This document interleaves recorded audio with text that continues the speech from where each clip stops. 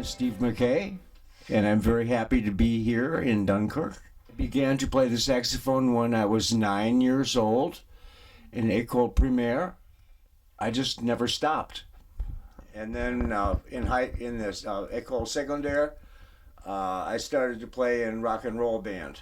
And that was the year of what we like to call the British invasion. And this is when the Beatles all happened. But then nobody wanted a saxophone in the band. But I was the only one who could improvise and play solo. So they had to keep me. My mother was a musician. She played the piano and she knew many, many songs. And she had records, jazz records. And it was like Stan Getz and Charlie Parker. And then later on, I was introduced to the music of John Coltrane, and also in 1958 or something, when I started to play, many of the popular songs had saxophone solo in them, and so I used, when I said, "Oh, I want to play saxophone like that." And it only took 25 years before I could say that I can do that. But I enjoyed that very much. Also, in my family, they're Écosse, and they play the bagpipes. And I have ancestors that played the bagpipes. One was Queen Victoria's bagpiper, but then he died in a crazy house. But anyhow, I like playing jazz. I like playing popular music, but I especially like playing rock and roll.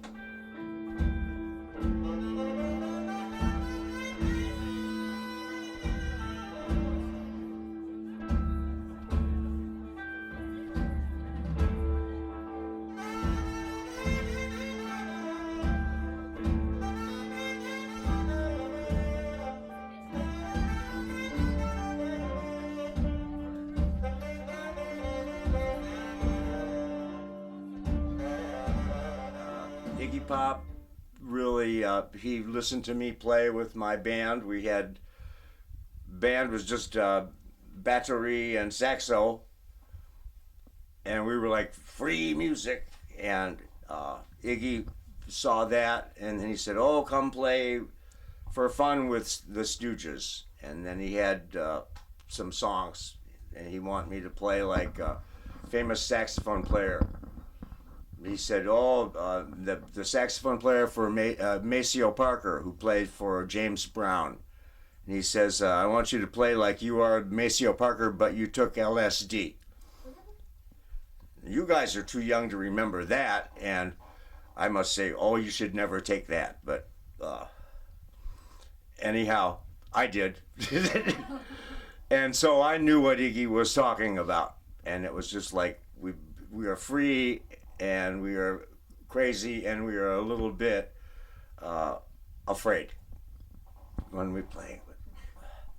But over the years, I listened to many things. I listened to various, different other saxophone players that are very good, like my compatriot Lionel of Bunk Tilt. He's, very, very good saxophone player. In some ways, better than me. And so I learned. I never stopped learning how to play better and better, or different and different. And I'm just very, very happy that my road has taken me to so many places. But I've got to say, my favorite place outside of my California is in France. And this is where I'm the most people like me the most, and which is great because it's difficult to be a musician because it's not. Sometimes you don't make very much money, but you want to keep playing, and so that's what I'm doing, and I'm very happy. I'm blessed to be able to do that, and I want to thank Iggy for having me come back with the band in 2003 when we start up the Stooges again, and gosh, we get to play all over the place. So I enjoyed that very much. I think my favorite memory with Stooges was in Finland. It was about 3-4 years ago, and there was a big orage, big storm that came to this festival, and it destroyed the stage. And so the people were there afterwards, and they said, oh, the festival is going to be over. And Iggy says, no, we have to go out and play something. And so he got James, the guitar player, and me and him, and he went out and he sang, I Want to Be Your Dog, with just a microphone.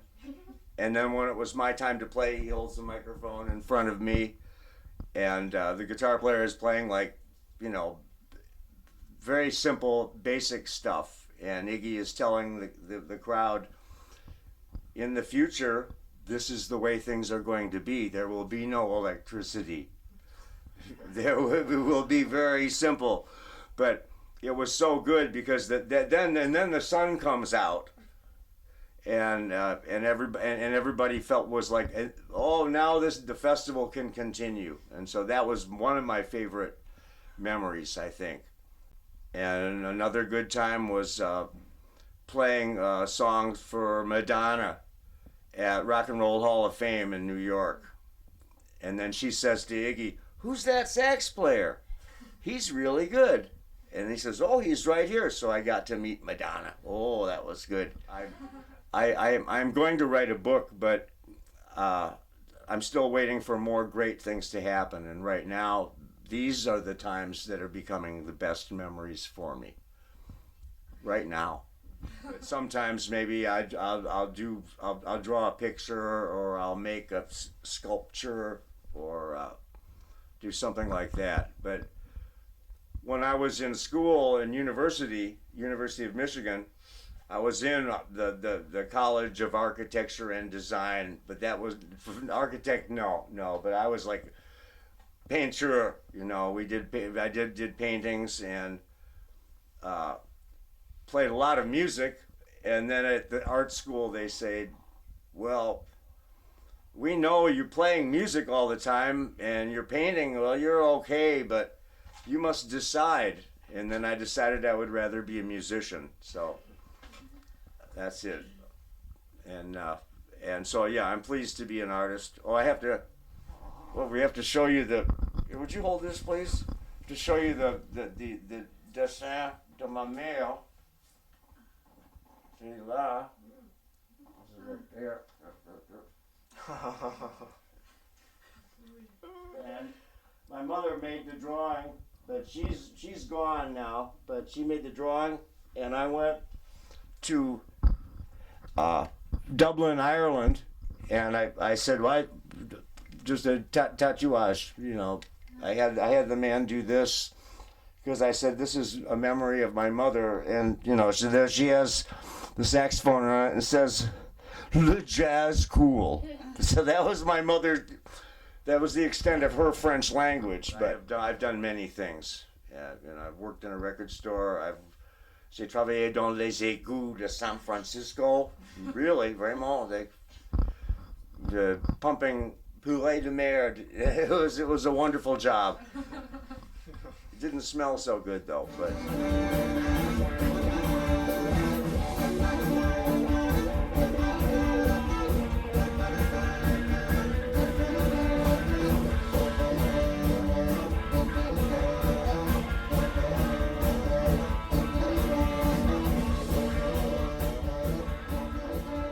Fred, je suis guitariste du trio Bung Tilt.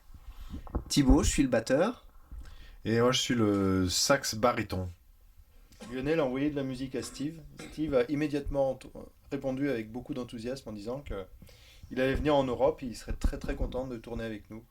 Et en fait, voilà, Lionel a su rendre possible cette aventure. Et ça fait 10 jours qu'on est ensemble avec Steve et c'est juste un rêve. Le projet musical, en fait, c'est au départ, donc c'est un trio sans basse. On travaillait sur essentiellement mes compositions et puis quelques compositions de Lionel, mais qui étaient vraiment plus proches du jazz, même si c'était un jazz assez moderne. Et donc par l'intermédiaire d'un ami de Fred, on a bifurqué sur le répertoire des Stooges. Alors, en fait, le nouveau répertoire a beaucoup évolué, puisqu'au début, on était, on va dire, à mi-chemin entre ce qu'on fait maintenant et puis ce qu'on faisait avant. Et puis, on a travaillé 2 ans sur les compositions donc, que moi j'ai écrites. J'ai amené plein de choses, et puis après, on a travaillé ensemble, à 3. Chacun a amené son truc, on a enlevé des choses, on en a rajouté, voilà, et puis on a synthétisé un petit peu tout ça pour arriver au répertoire que vous allez entendre ce soir, quoi. Voilà. Ah, ça y est. Je crois que ce qui est important finalement, c'est on est dans une logique de déconstruction, puisqu'on est quand même issu du jazz, qui est une musique qu'on aime beaucoup, mais pas toujours. Voilà. Voilà, parce que c'est une musique souvent qui est ramenée à quelque chose de très intellectuel, alors qu'à la base c'est une musique qui l'est pas du tout, c'est une musique qui est brute. Et du coup, souvent le jazz est ramené à quelque chose de cérébral. Et nous, on fait un travail de déconstruction un peu pour ramener la musique à quelque chose de simple, qui va directement chez les gens. Enfin, qu'on peut donner directement de manière brute. Et ça, c'est un vrai travail finalement, d'apprendre à désapprendre. Voilà, et c'est un peu, et c'est ce qui nous a intéressé en allant vers la musique des Stooges aussi, de chercher ce matériel brut, mais si puissant, si fondamental, quoi, enfin, qui est vraiment ancré dans les racines profondes, et qui est quelque chose de direct. Hein, mais quand on apprend, souvent, on est content d'apprendre et on est content de montrer qu'on sait.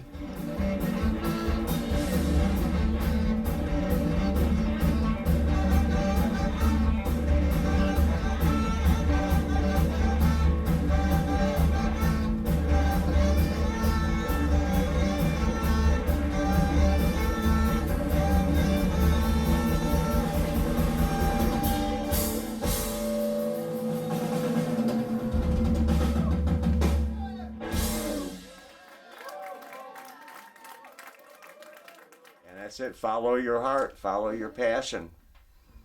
Thank you so much.